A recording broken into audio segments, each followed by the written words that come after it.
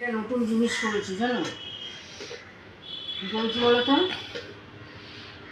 খিচুড়ি করেছি, কিন্তু করেছি হচ্ছে গিয়ে চিকেন খিচুড়ি।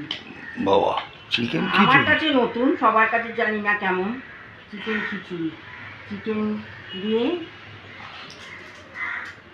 এই দেখো চিকেন আছে। বাবা, এটা নতুন। আমার কাছে নতুন, এখন অনেকে হয়তো করেছে। গোটা পেঁয়াজ, আলু, ফুলকপি, এই তো চিকেন। কেমন হবে জানি না, আমি এই প্রথম করলাম। খেয়ে দেখো কেমন হয়েছে। আর পাঁপড় ভাজা,